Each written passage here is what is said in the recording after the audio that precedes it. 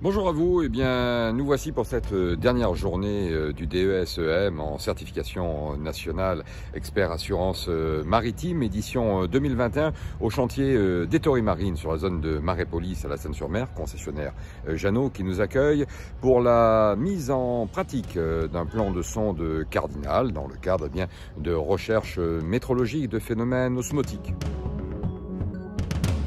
Voilà le navire sur lequel les stagiaires de la certification nationale EM expert assurance maritime vont travailler, un après-amarre 12, sur lequel ils vont donc réaliser un plan de sonde Cardinal afin de pouvoir retranscrire à l'extérieur l'architecture interne pour pouvoir réaliser des mesures métrologiques sur du polyester calibré. Nous allons donc en relever des mesures d'hygrométrie environnementale, de température environnementale, mais aussi hygrométrie de support, température de support, afin de pouvoir déterminer des points de rosée.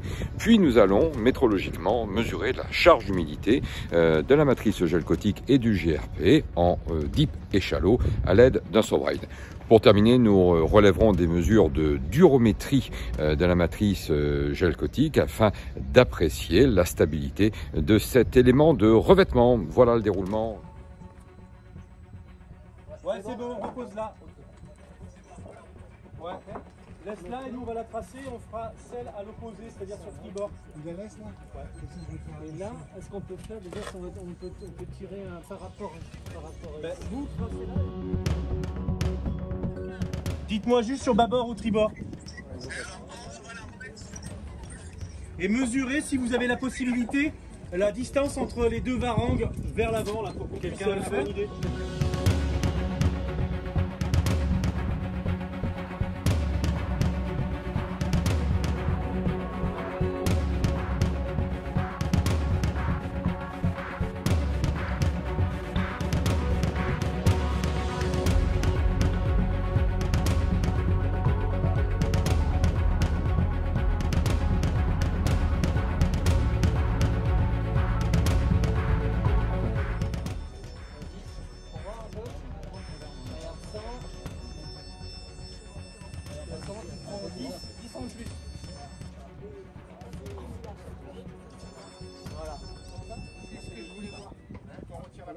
Là on est à l'angle, voilà. Tu vois? Plus là, vas-y remets-le.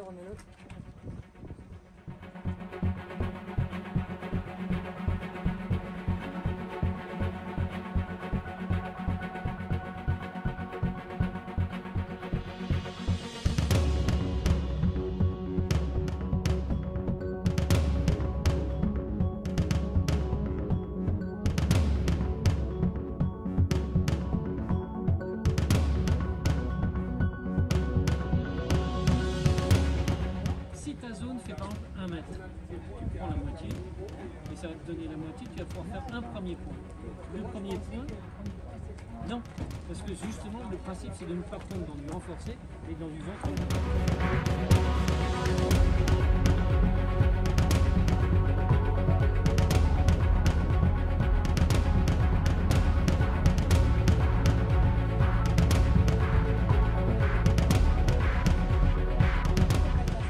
Alors la difficulté, moi j'imagine, c'est de retrouver la même couleur. C'est la couleur. Mon pire truc, c'est ça, ouais, la couleur. Ouais. Bonjour. Bien. Oui. Effectivement, il faut retrouver. Alors, quand on a des bateaux assez récents, on a souvent la couleur du fournisseur, du fabricant de bateaux qui peut fournir. Il y a des numéros de gel code qui correspondent au RAL des bateaux. Après, quand le bateau commence à vieillir, et ben, malgré tout, même si on a la couleur d'origine du constructeur, les UV font que le bateau est vieilli, jauni, les embruns, tout ça. S'il est entretenu, s'il n'est pas entretenu, la couleur vire. Donc après, on a des colorants pour simplifier un petit peu le travail. Et la préparation.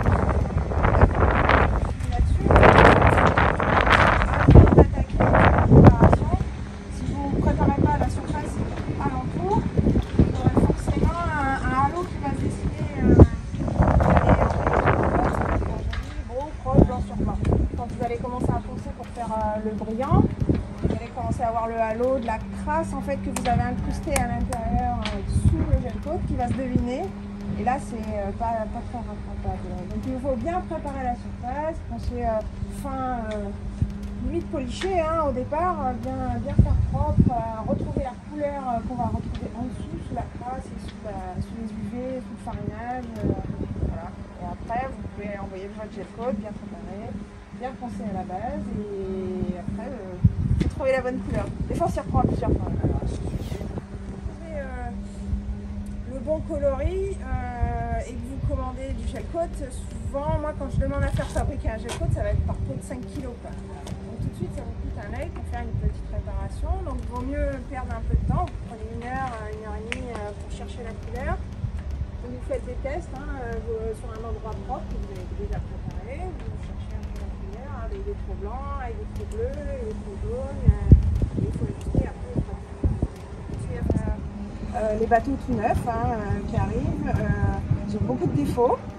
Alors donc c'est notre process de notre société, on va plus vite, on met moins de temps pour fabriquer les bateaux, on va de plus en plus vite et donc il y a plein de défauts, des bulles qui apparaissent après coup ou des faïençages qu'on va avoir, ça peut être dans l'antidérapant, ça peut être dans les cornières, ça peut être, voilà, on va avoir des défauts qui apparaissent. Et les constructeurs, ça leur coûte moins cher de faire intervenir après coup quelqu'un, un artisan, une boîte, voilà, que de faire du SAV, du contrôle qualité, et voilà. Donc il y a de l'avenir dans la strat. Il y a de l'avenir voilà, dans les nouveaux bateaux. Voilà. C'est du gel coat ou c'est des colorants génériques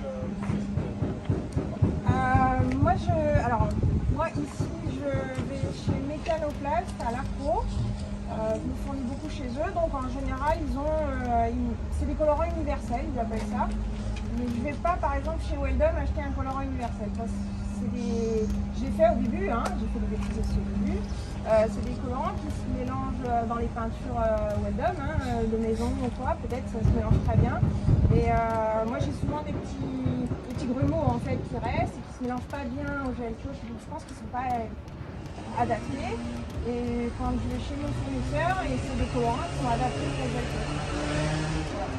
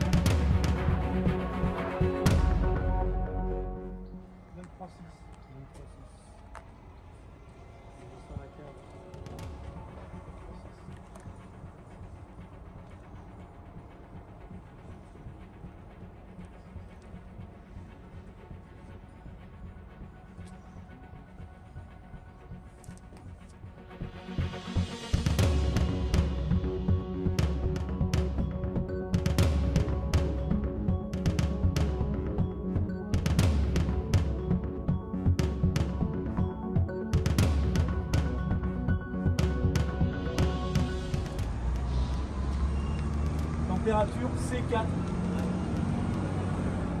21,9. 4.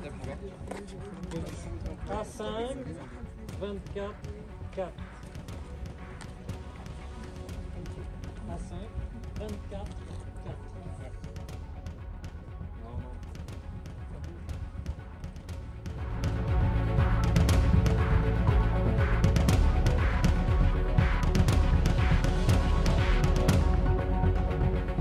En shallow, je suis à 12. En deep, je suis à 6,5. On passe en C3. En shallow, je suis à 12. En deep, je suis à 7. Deep 9. Shallow 14, 5, 14. 14. Et en deep 9.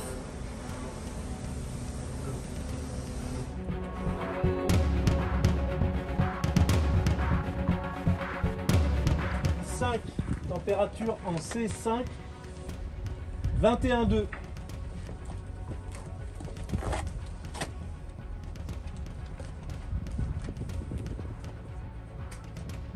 « 67,2.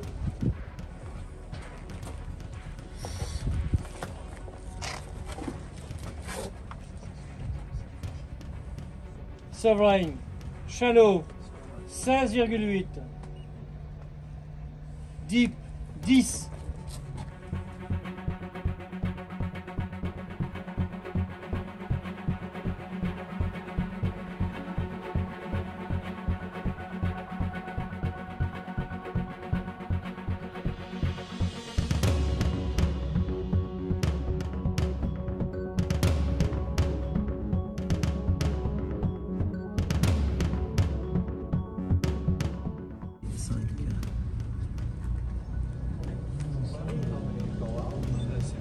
Moi, c'est bon. 83,3.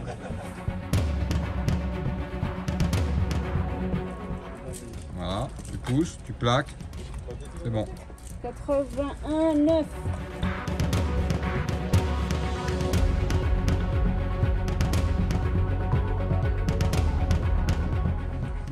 Voilà. Ouais.